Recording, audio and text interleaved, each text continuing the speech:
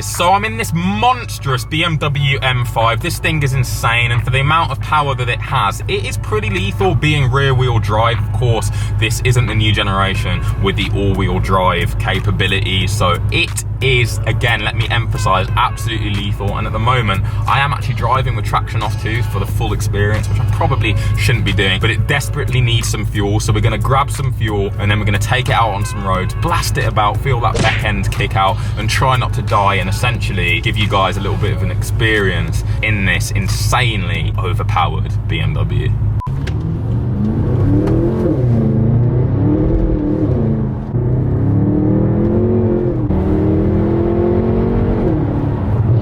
Now this M5 obviously has your upgraded turbos, charge coolers, it's running methanol injection, it has an uprated clutch pack, it has all of the cooling and all of the other supporting modifications necessary to enable this thing to run around 1000 brake horsepower as reliably as possible. But the technical stuff is not what I want to talk about, it is the sheer driving experience that I want to try and get across to you guys. When you are driving this thing, especially with traction control off, it is like a demon that you have never experienced before in existence. It is so demanding. I mean, it's mentally demanding and physically demanding. You have to be on it. Throttle modulation is so crucial. If you're in first gear and you just foot to the ground, you're flying off the verge, I promise you that, especially in the wet. You need to have total control, you need to tame the beast, and you need to be sharp and responsive with your steering. Just a monster. Yeah, I love this thing, it's wicked.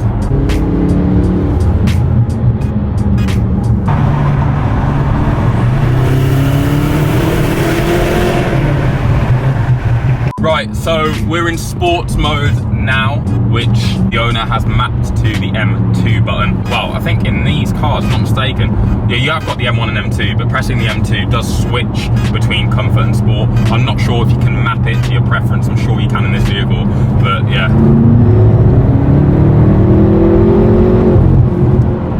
You are constantly in a 1v1 with that back end. I cannot describe how much it wants to kick out, especially on the British roads with British weather, again with the rain, with a slippy surface. It's absolutely brutal.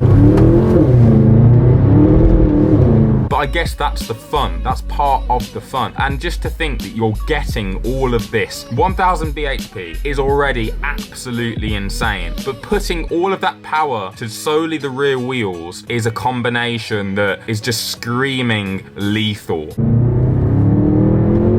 And then you're getting this in a car that is supposedly a luxury saloon. Now that just blows my mind. This is truly something else. Truly, truly something else. Now I owned a Toyota GT86 and that's the only rear wheel drive car that I owned. And don't get me wrong, it was underpowered from factory, but I had an immense amount of fun with it and I could still get the back end out. Now imagine what you can do with 1000 brake to the rear wheels. This car is indescribably aggressive. The tone of it, the feel of it, how it drives, fucking flies. Thing is as well, with a car like this, because it's so big and so, it feels planted as well, despite it being rear wheel drive, with the long wheelbase, when you are in a straight line, it really does a good job of sticking to the ground. And again, because it's such a big car, such a big build, and the soundproofing inside is really good, it's basically a family daily, it's a saloon. You don't realise the speeds you're doing. I just climbed then, I'm not going to say what I did in case the police try and cop me.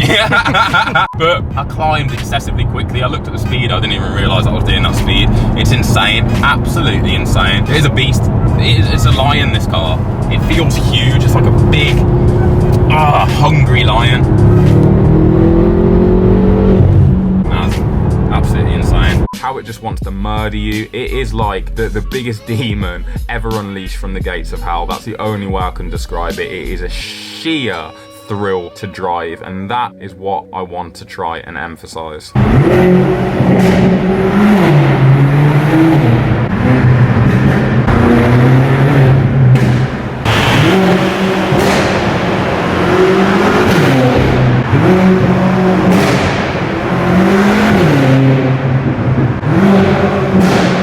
Yo, that sounded incredible. I hope the camera did that somewhat justice. I mean, with the wind, the camera's probably picking up. I don't know if it did, but yo, trust me, take my word for it, that sounded amazing. Yo, didn't it?